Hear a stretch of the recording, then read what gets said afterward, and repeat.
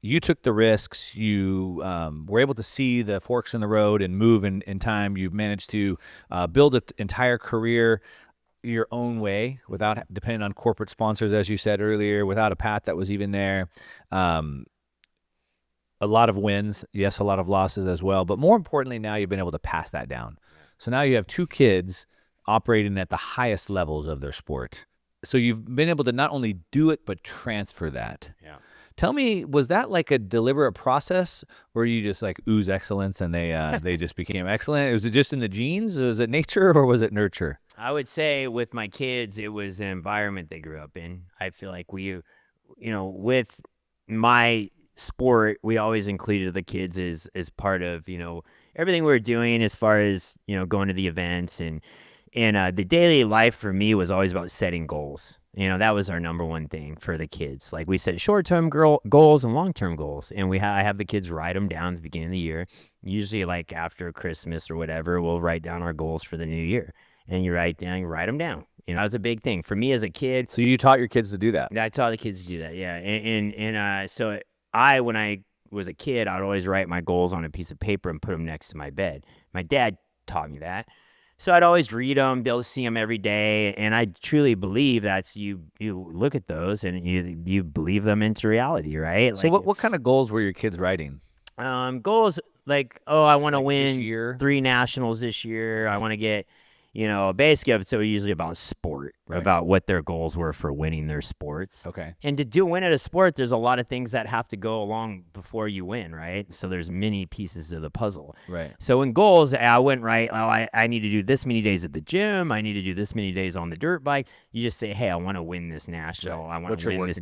What you're working towards. Yeah. Because and then you apply the process, which we were able to do as parents with Marisa and I. And what really helped us having successful kids is Marisa and I were both on the same page about where we're headed. So if a kid fell, broke an arm, scratch, bruise, they didn't get to cry to mom, right? They didn't mom, and she was like, oh no, what happened? Like it was like we were both on the same page. Like, yeah, hey, you're all right. We'll get it fixed. Let's get back to what we're doing, right? Yeah. And so we were both on the same page there, which I think really helped with our success with the kids. But we laid out a game plan. We had a roadmap for them. There was a roadmap. They followed it. Not every kid that has access to everything is going to be successful. Like a lot of kids, take advantage of parents who give them everything and take the easy road, So you trained them from a young age to be goal-oriented. Yeah. Which is crazy because, I mean, most people today, if you stopped them in the street and asked them what goal they're working towards, they couldn't even answer that question. But I think about even kids that are young and they're playing sports. Maybe they're just playing the sport, but they don't have a goal in that sport. Yeah. So, like, are you really trying to get them to, like, focus down? Like, you're doing it. Like, what's your goal with it? And maybe they say, I don't know, I'm just having fun with it. Mm-hmm. But then you're trying to sort of, like, direct them into, like, well, why don't we come up with something? Yeah. And I think that's with anything. Everything you do, there's got to be, where are we headed? Right. Right? Are we just doing this just to kill time? Like, no, we're headed somewhere. And, right. like, I'm a big believer in where am I going and how am I getting there and what is the game plan? What is the strategy? Right. And with that, I feel like you have a great chance of getting there. A great chance of figuring it out. Well, if you don't know where you're going, you're never going to get there. Never going to get there. And shortcuts are, in my opinion, shortcuts are when you meet that one person along the way that's already been there. That's like, hey, I can tell you the few things I did to help you expedite this process. Yep. Well, for my kids, fortunately, they want to race dirt bikes. They want to race cars. I've already been done there and done that, right? Yeah. So I can tell you how to get there pretty quick. Now it's up to you to do it, Well, that's the key piece. So I have kids, obviously, and I feel like, man, you got to tell them everything they want to know by the time they're like 12, because then after that, they're probably not going to listen to you. And like, I mean, you're still raising your kids, and they're still listening to you, which is pretty incredible. Yeah. What do you think the secret was in that? Yeah, because I get that a lot from parents at the races. They'll be like, man, my kid, like, I try to tell him and he just don't listen to me. I said, and I remember I used to tell parents, like, when they'd say that around my kids, I'd be like, hey, don't say it. Like, honestly, I don't even say that around, like, my kids, because, like, they listen to me. Like, they still listen to what I have to say. Yeah. And I think that's just kind of a mindset of, I've been there and done it. Yes, they respect that I know what I'm talking about. Yes, there comes a time when they become 17, 18, 19 where they're naturally going to push away. Yeah. Because that's just the nature of life, right? That's Yeah. their time they need to separate and create their own families, their own, that's human nature. But anyway, I feel like they have listened to me because I've had the game plans for them that laid out, and I've helped them along the way get there. And there's many times they do a lot of the stuff on their own, and like I said, Hayden's 20 years old now, and he's training in Florida right now. I'm in California, and I used to be at every training day, everything for him, help. I still watch videos when I'm gone and help, and he still calls me, hey, this is what I did today, and because it works, he wins. Yeah. So what's he gonna question? Yeah. Like in the end, it's worked. So like, yeah, yeah, that's true. Yeah. That's true. It's working. So yeah. how have you thought through like enough support without the pressure? Yeah, which I've tried to use my dad's MO. He was like, every race I had, he was pretty like, after the race, he'd be like, hey, good job. I'd be like, hey, I got like 5th. I didn't do good. Like, I'd always be hard on myself. And he'd be like, oh, no, you did good. Like, my dad was always super positive. Yeah. And so I try to be like that with the kids because I know they already want to win. Like, my kid's already trying pretty hard. Like, Right.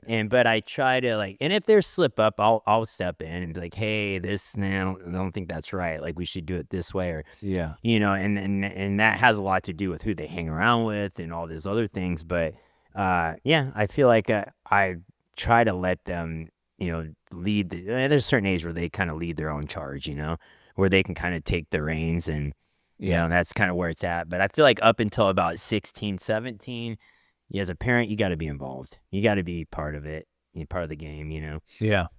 Yeah. It's just, I think, I guess the takeaway I'm hearing is like, really, it's established it young and early. Yes. And give them the support and the help and the guidance when they're young so they can see the benefits of that. And so then as they get older, there's already been this established plan of seeing that, hey, I've taken my parents' advice. Yeah. It's worked for me. So I should continue to seek it. Yeah. Versus if you wait until they're 16 or 17 to try to give them advice, then maybe it's not going to do so good. Number one. Number two, maybe you're trying to give them advice in something that you haven't actually done. Yeah. So for you had success on a dirt bike and racing. Mm-hmm. So your kids that are racing and doing dirt bikes want your help in that. Yeah. Versus if I was like fat and out of shape and I'm trying to give my kids advice to get skinny, or I'm broke and I've never made money, or I've been terrible with money, but I'm trying to give my kids financial advice.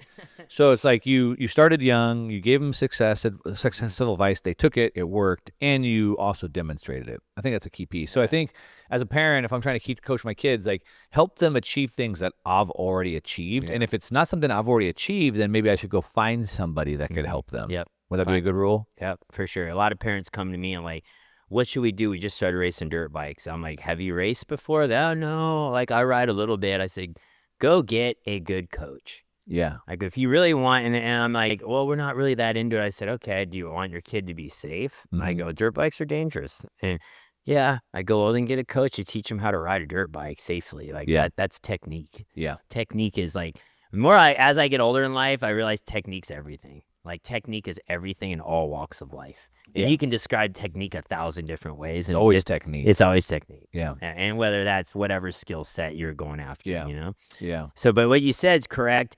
If I could ever go back in time and do it over again, I would implement more and more rules and guidance and strategy at a younger age in my kids. Yeah. Yeah. If we could do it over. If I could do it over, yeah. And I did. I feel like I did.